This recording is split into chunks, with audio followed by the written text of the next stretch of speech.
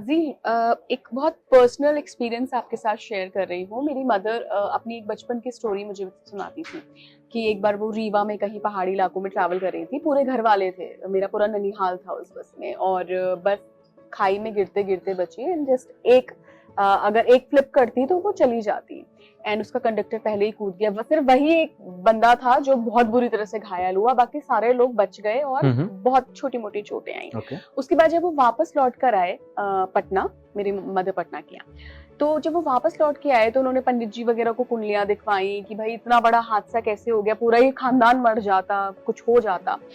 तो उन्होंने बोला कि देखिए क्यों हुआ ये तो हम इसको छोड़ दीजिए, लेकिन आपको बचाया किसी डिवाइन सोल ने है, कोई एक पावर है, कोई एक एंजल था उस बस में, उसने आपको बताया। तो क्या वाकई में ऐसे कोई डिवाइन सोल्स, ऐसे कोई एंजल्स, डीमंस ये सब होते हैं, या ये सिर्फ एक मतलब एक कोइंसिडेंस है कि ओके देखो, डिवाइन, एंजल, ये सब एक वेस्टर्न नेम्स हैं।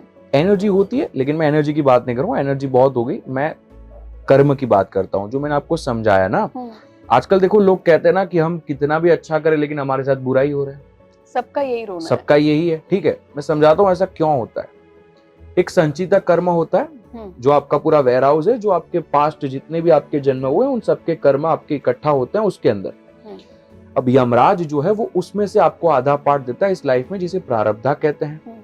अब आपने पिछले जन्मों में कितने भी खराब कर्म किए होंगे, लेकिन उसमें कुछ अच्छे कर्म होंगे जिससे आपको ये मनुष्य शरीर मिला, वरना मनुष्य शरीर मिलना मुश्किल है।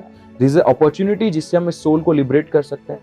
तो मनुष्य शरीर आपके कुछ अच्छे कर्मों की वजह से मिला, but at the same time Sanchita का जो वेयर हाउस है, जो पूरा एक ठेला भरा हुआ है, उसके अंदर कुछ बुरे कर्म भी है, जिसको अगर खत्म कर सकते हो आप इस लाइफ में, तो आपके जो संचिता है उसके अंदर जो बुरे कर्म है वो खत्म ही हो जाएंगे इस लाइफ में। आपको दिया है कि भाई इतना तुम्हें झेलना है, तो वो प्रारब्ध है ना, बस एक टाइम तक, मान लो लाइफ के 50 साल तक, 40 साल तक, तब तक ही आपकी लाइफ में रहेगा, तब तक आपके साथ बुरा होगा ही होगा। प्रारब्ध को कभी खत्म कर ही नहीं सकते, वो झेलना ही पड़ेगा। That is not in our hand, ठीक है। हम कैसे घर परिवार में आए वो हमें पता नहीं होता ना, that is not in our hand, that depends on your कर्म, राइट। अब कोई अपने बुरे कर्म की वजह से, थोड़े बहुत अच्छे की वजह से मनुष्य शरीर मिला, लेकिन बुरे कर्म की वजह से वो ऐसे घर में पैदा हो गया जो घर का नेचर पूरा तामसिक है, जैसे कि रावण का था, है ना। तो अगर वो तामसिक नेचर में पैदा हो गया तो वो तामसिक चीजें ही सीखेगा। वो उसके बुरे कर्म की वजह से, उसकी तो गलती नहीं है, तामसिक फैमिली में क्यों पैदा हुआ, उसको किया गया। अब वो तामसिक चीजें सीखता जाएगा और कर्म इकट्ठा करता जाएगा, खत्म करने की वजह करता जाएगा इकट्ठा। लेकिन एक इंसान जो पहले से संस्कारी है, जिसके दिमाग, जिसको कोई चीज सिखाई गई है, भक्ति सिखाई गई है, तो वो समझता है इस चीज को कि मुझे किसी का बुरा नहीं करना है, मुझे बस सही से रहना है। लेकिन उसकी लाइफ में बुरा होता रहता है, तो वो कुछ प्रारब्ध की वजह से उसकी लाइफ में बुरा हो रहा है, उसे होने दो। वो एक टाइम पे जब खत्म हो जाएगा तो आपकी लाइफ में जो आगे होगा ना, वो डिपेंड करेगा उस पॉइंट पे जब आपकी लाइफ में जो बुरा हो रहा था तब आपने अच्छा किया या बुरा किया। मेरे साथ बुरा हो रहा है, मैं भी बुरा करूंगा, तो फिर आगे जो आएगा ना उसे आगामी कर्म कहते हैं। तो अभी बुरा किया, उसका आगामी कर्म आपको लाइफ में झेलना पड़ेगा। प्रारब्ध तो खत्म हो गया, लेकिन अब जो प्रारब्ध चल रहा था तब जो आपने इकट्ठा किया वो अब झेलो, राइट। तो ये जो हम बच जाते हैं लाइफ में, हम कहते हैं ना कि कुछ होने वाला था लेकिन बच गए, that is because you have to thank your past life, not god. आपके पूर्ण जन्म जितने हुए थे उनको थैंक कहना चाहिए कि बिकॉज ऑफ दैट हमारे कुछ अच्छे कर्म थे, जिससे at this point of time जो प्रारब्ध था वो खत्म हुआ, एक्सीडेंट को फेस किया, बट वी आर सेफ। तो ये एक अपॉर्चुनिटी अभी भी बाकी है अच्छे कर्मों की वजह से। कर्म का ये माया जाल अगर कुछ समझ जाए तो लाइफ से वो पूरा सारी चीजों को समझ सकता है। बस ये माया जाल समझने की जरूरत है। तो ये नहीं कहते रहना कि मैं अच्छा करता हूँ, मेरे साथ ही बुरा क्यों हो रहा है, और ये कहते कहते इंसान डिप्रेस हो जाता है और वो भी बुरा करना शुरू कर देता है। अगर नहीं करोगे बुरा किसी का, एक टाइम आएगा जब प्रारब्ध खत्म होगा and your life will be something else, magical. मैंने जीना बहुत ऐसे लोग देखे हैं जिनकी वाकई में लाइफ में बहुत स्ट्रगल है, बहुत परेशानी है, बहुत ज्यादा पीड़ा है। दुख तो नहीं कहूंगी क्योंकि पीड़ा ही है जो हम इस जन्म में झेलते हैं, लेकिन उसके बावजूद भी जो आपने बोला ना कि अच्छे कर्म करो, फिर वो बुरे ही रास्ते पे चलते हैं कि यार ये बंदा तो मेरे को हर बारी परेशान करता है, अब मैं इसको परेशान करेगी या मैं इसको परेशान करेगा। तो वो भी चीज फिर क्या आगे जाकर हमारे बुरे कर्मों में इंक्लूड होती रहती है।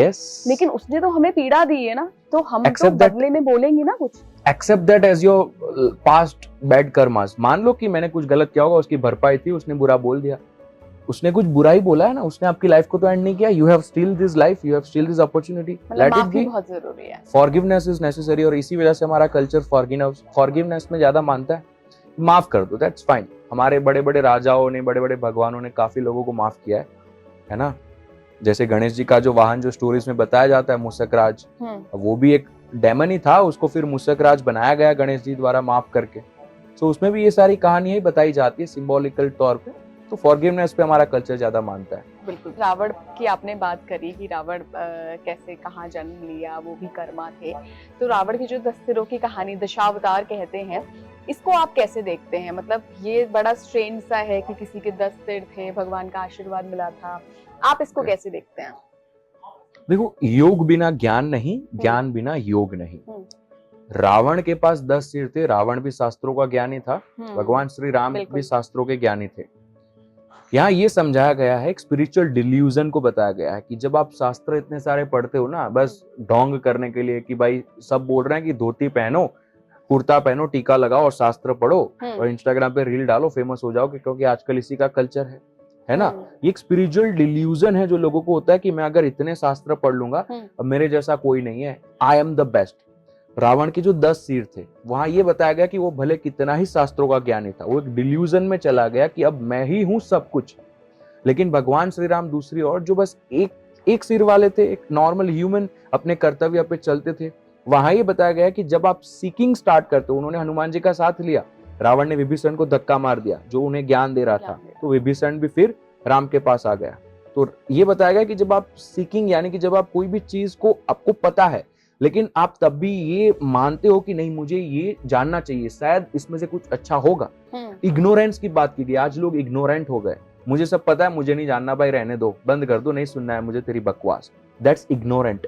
और वो भगवान श्री राम ने नहीं किया था, रावण ने किया था। रावण इग्नोरेंट था। You see what happened with Ravan and what happened with Ram.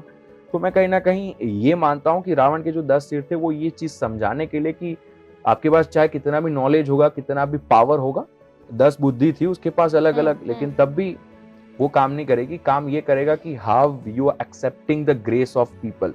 लोग भगवान की भी नहीं सुनते हैं, क्या भक्ति तो करते हैं, लेकिन भगवान को बताते हैं कि आपको मुझे किस प्रकार से चलाना है, उससे अच्छा भगवान जैसे चला रहा है वैसे चलो। तो ये है रावण और राम में फर्क। लेकिन लोग बस रावण को दशहरा में मारते हैं जस्ट फॉर फन। इसी पे मुझे एक ओशो का बड़ा एक अच्छी वो बात याद आ रही है, मैं सुन रही थी अभी कुछ दिन पहले ही। ओशो बोलते हैं, कहते हैं कि एक लेडी मेरे पास आती थी, मुंबई की बात है, और बोलती थी कि 20 साल से मैं भगवान को खोज रही हूँ गुरुजी, 20 साल हो गए मुझे, तो मेरे को मिले ही नहीं भगवान, ईश्वर मिलता ही नहीं है। तो एक दिन बोले कि मेरे को भी क्यूरियोसिटी हुई कि चलो इनसे बात करता हूँ, और उन्होंने खुद बोला उस लेडी को कि ठीक है, तुम एक काम करना, कल मरीन ड्राइव आ जाना और सुबह 5 बजे आना, 5 या 6 बजे का। तो वो लेडी बोलती है, जो भगवान को 20 साल से ढूंढ रही है, कि जी गुरुजी, ये समय तो बहुत जल्दी है, इतनी सुबह तो उठ के नहीं आ पाऊंगी, और वो ईश्वर को ढूंढ रही है 20 साल से। तो वही वाली चीज है कि आप पढ़ सब लेते हो, लेकिन आपको पता ही नहीं है कि आप पढ़ के इग्नोरेंट हो जाते हैं लोग। आज वही हो रहा है, देखिए अब छोटे छोटे बच्चे भी हो जाए, टीनेज में भी कोई हो जाए, अब वो इतने इग्नोरेंट हो चुके हैं कि कोई ज्ञानी योगी आके भी कुछ कहेगा ना, तो उसे भी गाली देंगे, भाई तुम ऐसा क्यों कह रहे हो, हम तो जय श्री राम का नारा लगाएंगे। ये हो रहा है ना आजकल, जोश में आ चुके हैं लोगों में। आध्यात्मिकता नहीं, लोगों में आक्रोश जगाया जा रहा है, क्रांति जगाई जा रही है। वो सनातन धर्म नहीं था। सनातन धर्म पूरा अलग दिशा में जा रहा है, लेकिन how can we stop this? It is impossible. क्योंकि हम धर्म से पहले धर्म से ज्यादा आध्यात्मिकता पे चलते थे। अब हमारा पूरा अलग हो गया है। हम दंगे कर रहे हैं, क्रांति लेकर आ रहे हैं।